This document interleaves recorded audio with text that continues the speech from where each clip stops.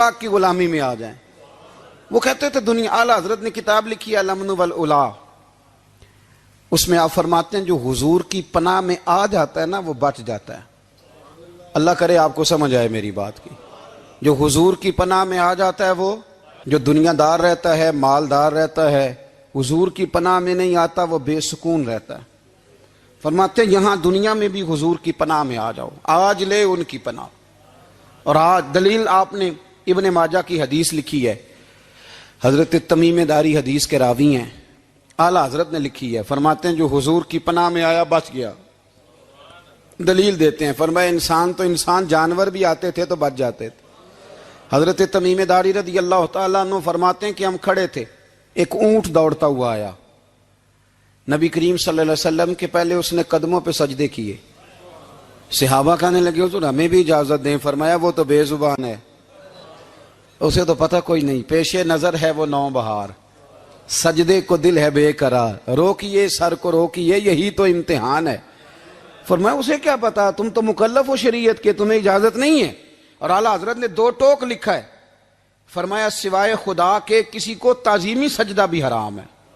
یہ نوٹ کر لیں میری بات۔ اور اعلیٰ حضرت نے فتاوی رضویہ میں لکھا ہے کسی قبر پہ جاؤ تو 4 ہاتھ دور کھڑے رہو۔ اللہ کرے آپ کو سمجھ آئے، کتنے ہاتھ؟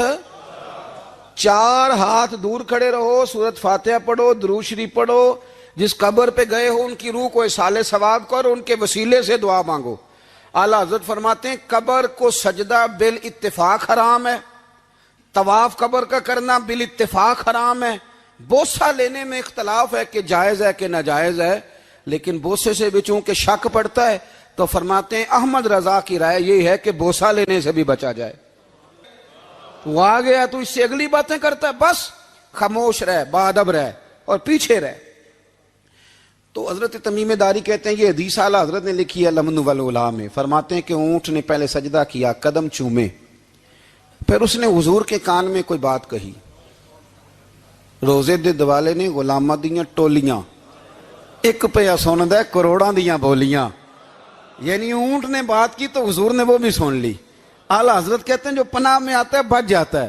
کہتے ہیں رسول کریم نے نا اونٹ کی پشت پہ ہاتھ پھیرا اور اللہ کے محبوب فرمانے لگے فکر نہ کر، اب تو آ گیا ہے نا تو جیسے تو کہے گا ویسے ہی ہو جائے گا، جیسے تو کہے گا ویسے ہی۔ ابن ماجہ میں موجود ہے، پر میں چونکہ فاضل بریلوی رحمت اللہ علیہ کی کتاب سے پیش کر رہا ہوں الامن والعلا سے، تو میں اسی انداز میں پیش کر رہا ہوں جس انداز میں وہاں ہے۔ حضرت تمیم داری کہتے ہیں کہ ہماری سمجھ میں بات کوئی نہ آئی، تھوڑی دیر گزری تو کچھ لوگوں نے ہاتھوں میں رسیاں پکڑی ہیں، خنجر پکڑے ہیں، دوڑے آئے، یا رسول اللہ یہ ہمارا اونٹ ہے۔ حضرت تمیم داری کہتے ہیں میں نے دیکھا کہ جب وہ آ گئے نا خنجر لے کے تو اونٹ حضور کے پیچھے چھپ گیا۔ آج لے ان کی پناہ، آج مدد مانگ ان سے، وہ حضور کے پیچھے چھپ گیا۔ تو کہتے ہیں کہ نبی کریم صلی اللہ تعالی علیہ وسلم نے فرمایا کیا مسئلہ ہے بھائی؟ یا رسول اللہ ہمارا اونٹ ہے، ذبح کرنے لگے تھے دوڑا ہے۔ تو حضور فرمانے لگے وہ تو تمہاری شکایت کر رہا ہے۔ وہ کہتا ہے یا رسول اللہ میں نے برسوں ان کی نوکری کی، برسوں میں نے بڑی نوکری کی۔ صحیح کہتا ہے یا رسول اللہ؟ ٹھیک کہتا ہے حضور، اب بوڑھا ہو گیا ہوں، تھوڑا زیادہ بوجھ نہیں اٹھا سکتا تو مجھے ذبح کر کے کھانا چاہتے ہیں، میں مرنا نہیں چاہتا۔ نبی کریم فرمانے لگے اچھے لوگ یہ صلہ دیتے ہیں؟ انہوں نے عرض کی حضور آپ حکم کر دیں، ہم اس کو چھوڑ دیتے ہیں یا رسول اللہ، نہیں ذبح کریں گے، خدمت کریں گے۔ حضور فرمانے لگے نہیں، اب میرے پاس آیا ہے نا، اب میں نے واپس نہیں کرنا، آج ہو گیا ہے، آج لے ان کی پناہ، آج مدد مانگ ان سے، آج ہو گیا یا رسول اللہ پھر رکھ لیں۔ حضور نے فرمایا نہیں بھائی پیسے بتاؤ کتنے ہیں؟ یا رسول اللہ نہیں کچھ نہیں۔ نبی کریم علیہ السلام نے فرمایا نہیں بتاؤ کتنے، بتاؤ کتنے؟ انہوں نے کہا حضور ایک دفعہ ریٹ لگایا تھا تو 100 دینار لگا تھا، حضور نے فرمایا بلال دے دو 100 دینار، 100 دینار دے دیا۔ اعلیٰ حضرت فرماتے ہیں دیکھو ان کی پناہ میں آنے کی برکتیں کتنی ہیں۔ ان سے کہا تم جاؤ، وہ چلے گئے، حضور نے پشت پہ ہاتھ پھیرا، فرمایا جا تو آزاد ہے۔ حضرت تمیم داری کہتے ہیں وہ پہلے گیا پھر پلٹ کے آیا، اس نے نبی پاک کے کان میں کو بات کی، کئی باتیں کی، پر میں ایک بات کرتا ہوں، کئی باتیں کی، ایک بات کی تو حضور رو پڑے، اونٹ چلا گیا، ہم نے عرض کی حضور یہ کیا کہہ گیا ہے؟ تو محبوب فرمانے لگے یہ کہہ گیا یا رسول اللہ جس طرح آپ نے مجھے چھری سے بچایا ہے میں دعا کرتا ہوں اللہ آپ کی امت کو جہنم سے محفوظ فرمائے، اللہ جہنم سے بچائے آپ کی امت کو، اس طرح مجھے چھری سے آپ نے محفوظ کیا۔ اعلیٰ حضرت فرماتے ہیں کن چکروں میں پڑے ہوئے ہو، کن چکروں میں؟ پیسوں کی پناہ لیتے ہو، عہدوں کے پیچھے چھپتے ہو، دولت کے پیچھے چھپتے ہو، تعلقات کے پیچھے چھپتے ہو۔ فرمایا مصیبت آئے گی تو یہ سارے ہٹ جائیں گے، اگر پناہ لینی ہے تو مدینے والے محبوب کی پناہ لو، دروازہ رسول پہ آؤ، نبی کریم کی بارگاہ میں جھکو، حضور سے پیار کرو۔ اعلیٰ حضرت فرماتے ہیں محبوب کا ادب کرو، رسول اللہ کی غلامی کرو۔ فرماتے ہیں پھر کہ گلی گلی تباہ، ٹھوکریں سب کی کھائیں کیوں، دل کو جو عقل دے خدا تو تیری گلی سے جائے کیوں۔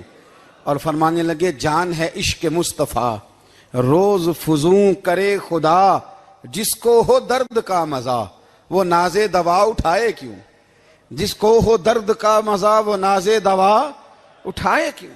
انہوں نے محبوب کریم کی محبت کا پیغام دیا، صحابہ کی محبت کا، بولیے، صحابہ کی محبت کا پوری کتاب لکھی حضرت صدیق اکبر جناب عمر کے فضائل پر۔ اور مزے کی بات یہ ہے کہ اعلیٰ حضرت نے نا اردو شاعروں میں سے کسی کو توفیق نہیں ہوئی حضور کو شہنشاہ کہنے کی، اعلیٰ حضرت نے کہا میرے نبی شہنشاہ ہیں۔ دلیل کیا دی؟ فرمانے لگے پڑھو ترمذی، حضور نے فرمایا میرے 2 وزیر زمینوں میں ہیں 2 آسمانوں میں، زمین کے 2 وزیروں کے نام ابو بکر اور عمر ہیں، آسمان کے 2 وزیر ہیں جبریل اور میکائیل۔ اعلیٰ حضرت کہنے لگے حضور وزیر تو کسی شہنشاہ کے ہی ہوتے ہیں، پھر کہہ لو نا شہنشاہ۔ تو پھر فرمانے لگے حاجیو آؤ شہنشاہ کا روضہ دیکھو، حاجیو آؤ شہنشاہ کا روضہ دیکھو، کعبہ تو دیکھ چکے اب کعبے کا بھی کعبہ دیکھو، کعبہ تو دیکھ چکے اب کعبے کا بھی، غور سے سن تو رضا کعبے سے بھی آتی ہے صدا، میری آنکھوں سے میرے پیارے کا روضہ دیکھو۔ اعلیٰ حضرت نے ساری زندگی اور صحابہ کرام کی بات کی، اہل بیت کی بات کی، اولیاء کی بات کی، صوفیاء کی بات کی، دفاع کیا سب کا، سب کے شانوں میں لکھا، امت کو بتلایا کہ اپنے بزرگوں سے جڑے رہو گے تو بچے رہو گے۔ اعلیٰ حضرت نے طنز کرنے سے، تنقید کرنے سے، بلا وجہ غلطیاں نکالنے سے اور ایک دوسرے پر لان تان کرنے سے ہمیں بچنے کو کہا۔ اعلیٰ حضرت فرماتے ہیں کوئی علم اگر آ جائے نا تو اس کا معنی یہ نہیں کہ سب کو جاہل سمجھ لینا چاہیے۔ سمجھ آ رہی ہے میری بات کی؟ ہم جس شعبے میں بھی ہوتے ہیں نا سامنے والے کو ان پڑھ ہی سمجھتے ہیں۔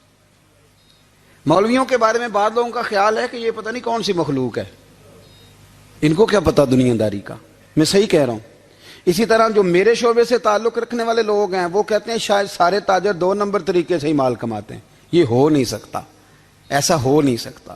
ہمیں نا دوسروں کی اہمیت کی خبر رکھنی چاہیے، ہمیں ایک دوسرے سے پیار، ہم طنز کرتے ہیں، تنقید کرتے ہیں۔ فاضل بریلوی منع کرتے تھے، آپ فرماتے یہ طریقہ درست، ہم جب غلطیاں نکالنے پہ جاتے ہیں تو معاذ اللہ اتنا اوپر بن جاتے ہیں کہ معاذ اللہ ثم معاذ اللہ اللہ رسول تک پہنچ جاتے ہیں۔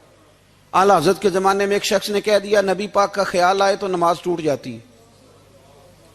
عقل ہے نا جی، جہاں مرضی لے جاؤ۔ وہ کہنے لگا جی میں نے خالص اللہ کے لیے پڑھنی ہے نا فلسفہ عجیب، نبی پاک کا خیال آئے تو نماز۔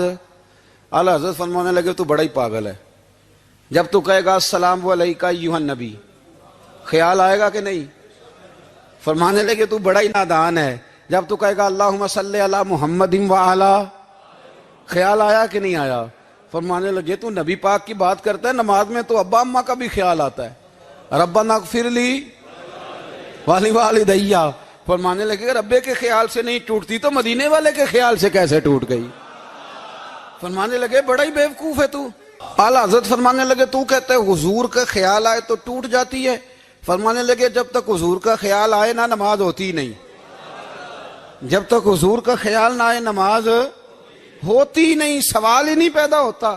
لوگوں نے کہا جناب وہ کس طرح؟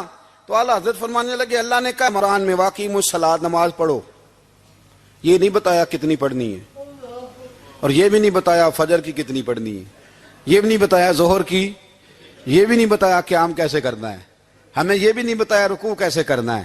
ہمیں پتہ کیسے پتہ چلا؟ جب صحابہ نے کہا نا رب کہتا ہے نماز پڑھیں تو کیسے پڑھیں، تو حضور فرمانے لگے سلو کما رأیتمونی اصلی، نماز اس طرح پڑھو کرو جس طرح مجھے پڑھتے ہوئے دیکھتے ہو۔ تو کہا یہ تو کیسی عجیب بات کر رہا ہے کہ نبی کریم صلی اللہ علیہ وسلم کا خیال آئے۔ اور پھر بڑی مزیدار بات، ایک شخص نے اعلیٰ حضرت سے آ کے نا، اس زمانے میں نا ایک آریہ مذہب ہوتا تھا، اب اللہ کا شکر ہے وہ کوئی نہیں، اب ویسے جو بڑے نئے نئے مذہب نکل آئے ہیں، جو آدمی جتنا پڑھ جاتا ہے معاذ اللہ وہ ایک نئی بات ہی شروع کر دیتا ہے، اور جو انوکھی بات کرے اس کے پیچھے رش بھی زیادہ ہو جاتا ہے، سٹائل ذرا ہٹ کے ہو نا جی تو ذرا ماحول جلدی بن جاتا ہے۔ تو وہ آریہ مذہب تھا، تو وہ ایک آریہ آ گیا اعلیٰ حضرت کے پاس، آ کے کہنے لگا کہ فرض کی اہمیت زیادہ ہے کہ سنت کی؟ تو اعلیٰ حضرت فرمانے لگے بھئی اہمیت تو فرض کی زیادہ ہے۔ تو کہنے لگے آپ کا وضو تو پھر سنت سے شروع ہوتا ہے، وضو میں پہلا فرض ہے منہ دھونا، اور آپ سب سے پہلے ہاتھ دھوتے ہیں، یہ بھی سنت، ناک میں پانی ڈالنا یہ بھی، کلی کرنا یہ بھی۔ میری بات کی سمجھ آ رہی ہے؟ اس نے کہا یہ آپ عجیب لوگ ہیں، فرض اگر بڑا ہے تو پہلے فرض ہونا چاہیے تھا۔ سمجھ آ رہی ہے میری بات کی؟